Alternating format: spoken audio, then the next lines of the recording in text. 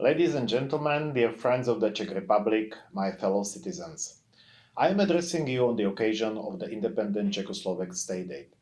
When I delivered my online presentation the last year, I had hoped that I would be able to speak to you directly this time. But the COVID situation prompted me to meeting you over the screen again. On October 28, 1918, the first independent Czechoslovak state was founded. And although this state no longer exists, Czechs celebrate October 28th as the national holiday, paying a tribute to the origin of our modern democratic state. We have come quite a long way since 103 years ago. Through the Second World War, years of existence and fall of the communist regime, peaceful divorce with Slovakia, becoming a member of NATO and European Union, we have emerged as a prosperous democratic country that values international order, rule of law, and human rights, all in harmony with what our ancestors and founders of the state had fought for. Dear viewers, the State Day gives us the opportunity to look back on the past year and also draw plans for the future. Korean-Czech relations have continued in the spirit of our strategic partnership, friendly relations, and people-to-people contacts. We continue to support the peace process on the peninsula, mutually agreed in post-COVID recovery, and the climate change response. The Indo-Pacific region becomes the driving force of the world development, and the Indo-Pacific strategy will become one of the key elements of our EU presidency the next year. Czech-Korean economic cooperation has strong foundation in sizable Korean investment in our country and mutually beneficial R&D projects. Both countries, being manufacturing powerhouses, face similar challenges in light of increasing pressure to green their economy and to keep stability of supply chains and free trade. But every challenge creates opportunity at the same time.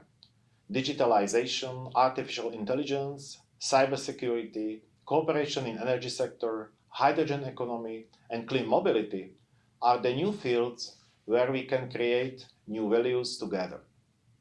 I do not hide that we had very ambitious plans for Korean-Czech relations in the past year, and not all of them have materialized.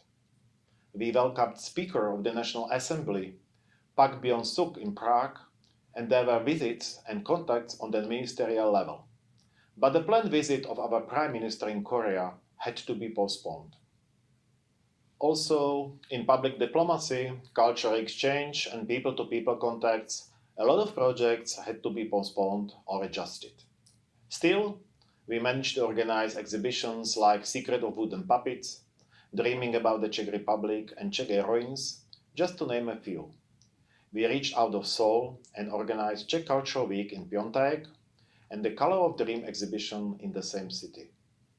Far-reaching was our engagement in KBS documentary series on solidarity between Korean independent fighters and Czech legions back in 1920. We engaged with Korean students on important topics such as sustainable development goals and EU Goes to School initiative. Last but not least, I would like to express my hope for renewed direct airline connection between our capitals. Czech Tourism, our agency to support the tourist exchanges here in Korea, hopes for tourism recovery in the course of the next year, building a marketing profile, executing PR activities, and developing social media presence. Among the many activities launched by Czech Tourism to promote Czechia in the post-COVID era, I would like to mention the Mucha Muse Challenge on social media, which nicely combines famous Alphonse Mucha posters with modern, creative Korean young generation. Now I pass the word to Michael Lee, head of our Czech Center here in Seoul. And for those who will stay with us till the end, there is a reward in the form of a piece of music by Antonín Dvořák, specially performed for this event. Thank you for your attention. On the 28th of October, we celebrate the foundation of Czechoslovakia, the predecessor state of today's Czech Republic. In 1918, the Czech lands gained their independence from the Austro-Hungarian Empire after almost 400 years. When celebrating the foundation of Czechoslovakia, we should never forget to remember those people who contributed to the building of the path of the Czech statehood.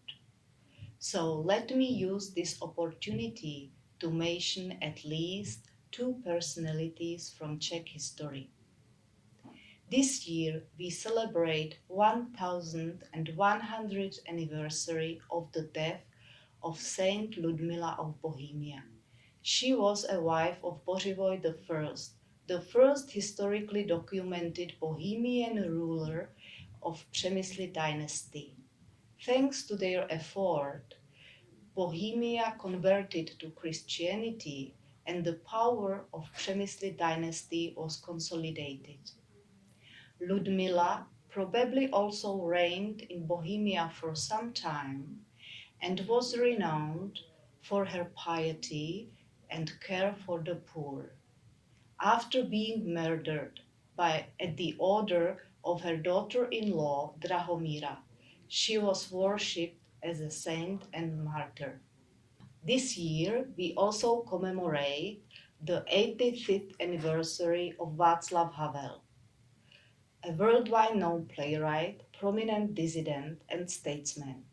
Václav Havel was a spokesman of the Charter 77, a civic initiative criticizing the communist regime for violating human and civic rights in Czechoslovakia. In 1989, he played a major role in the Velvet Revolution, which ended the rule of the Communist Party in Czechoslovakia after 40 years. After the fall of the communist regime, Václav Havel became the first democratically elected president of Czechoslovakia, in the same time its last president, and later on the first president of the Czech Republic.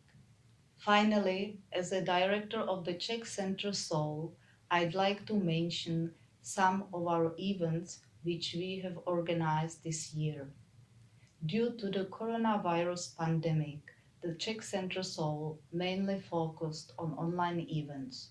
Through illustrations by students from the Ladislav Sutnar Faculty of Design and Arts at the University of West Bohemia in Pilsen, we introduced the history of winter sports in the Czech Republic, the most outstanding sportsmen, and the beauty of winter landscape.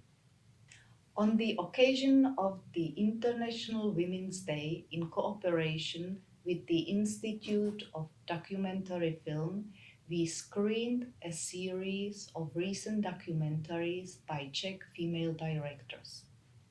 Under the title Highlights from the National Gallery Prague, the Czech Center Seoul and the National Gallery Prague presented their joint project introducing a representative selection of artworks from the National Gallery Prague's collections, displaying rich and diverse creations of artworks by Czech artists and outstanding works closely linked to the local culture milieu.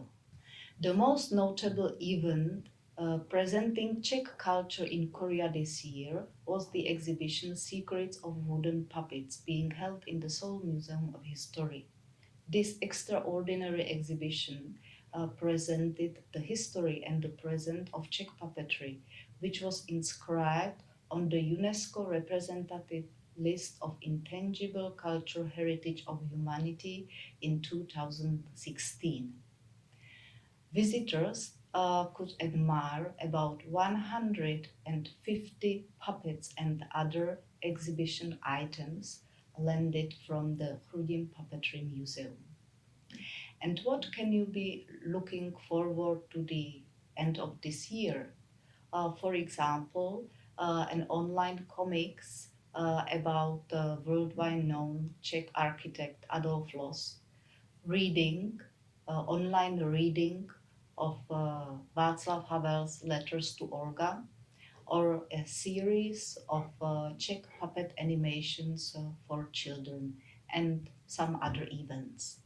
Last of all, I would like to invite you for beautiful Czech music. I hope you enjoy Antonín Dvořák's String Quartet number 12 American, played by Haim Quartets, consisting of Seoul Philharmonic Orchestra's members.